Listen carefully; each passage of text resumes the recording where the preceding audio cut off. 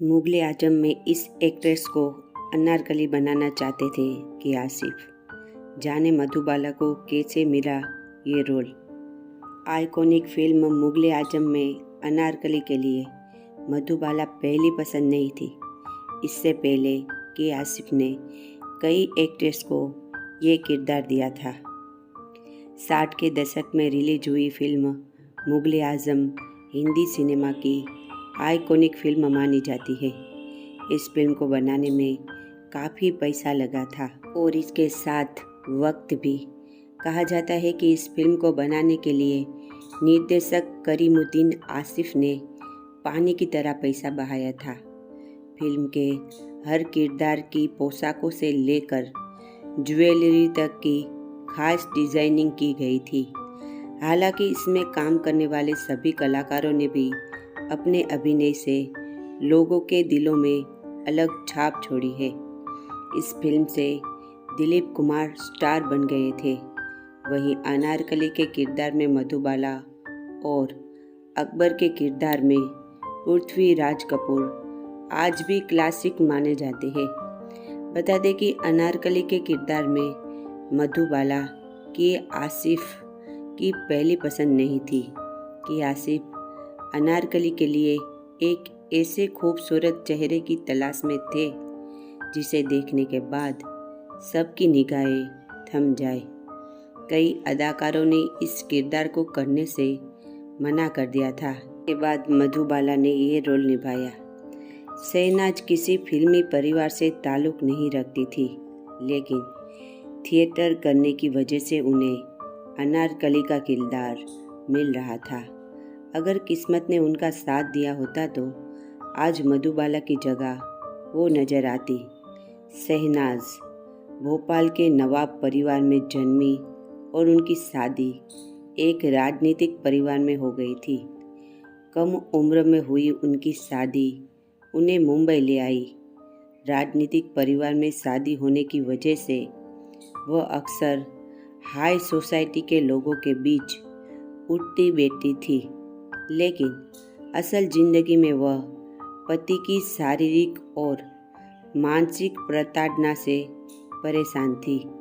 इस बात का खुलासा उनकी बेटी सोफी नाज ने अपनी किताब में किया है।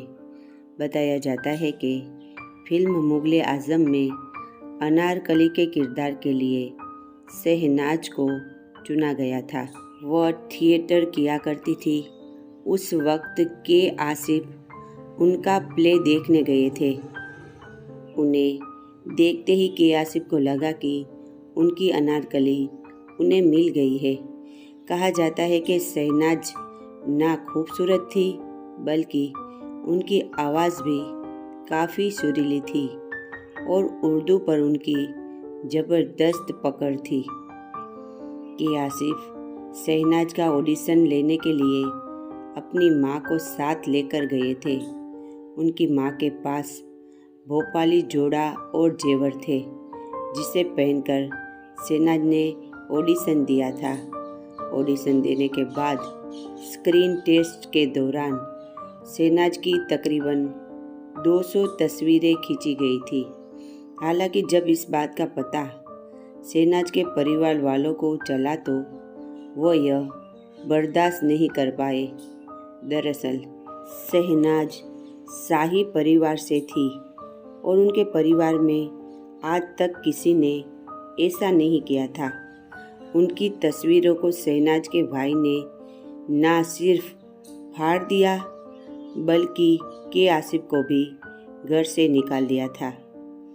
के आसिफ ने मुगल आजम के लिए प्लानिंग साल 1944 में शुरू की थी। हालांकि जब उन्हें इस फिल्म को बनाने की प्लानिंग शुरू की तो देश का बंटवारा हो गया। इस बीच कई तरह की परेशानियां आई, जिसकी वजह से फिल्म का काम रुक गया। लेकिन के आसिफ ने अनारकली के लिए अदाकारा की तलाश जारी रखी थी। वहीं शहनाज के मना कर देने के बाद इस किरदार के लिए नरगिस को अप्रोच किया गया था, लेकिन जब दोबारा फिल्म की शूटिंग शुरू हुई तो उन्होंने मना कर दिया। इसके बाद अनारकली का किरदार नूतन को दिया गया था। बीबीसी की रिपोर्ट के अनुसार इस फिल्म को लेकर नूतन ने सारी बातचीत हो गई थी, लेकिन अचानक उन्होंने मना कर दिया। लाख समझाने के बाद भी वह तैयार नहीं हुई। नूतन ने उन्हें सलाह दी कि इस किरदार के लिए मधुबाला बेहतर है। हालांकि मधुबाला के पिता से के आसिफ के संबंध कुछ खास नहीं थे। ऐसे में वह समझ नहीं पा रहे थे कि उन्हें क्या करना चाहिए।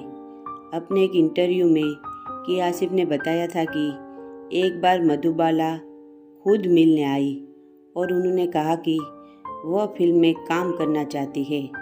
ऐसे में वह पिता की शर्तों को मान ले। मधुबाला ने कहा कि फिल्म में काम तो मुझे करना है, ऐसे में यह शर्तें उन पर लागू नहीं होगी। तब जाकर मधुबाला को अनारकली का किरदार मिला।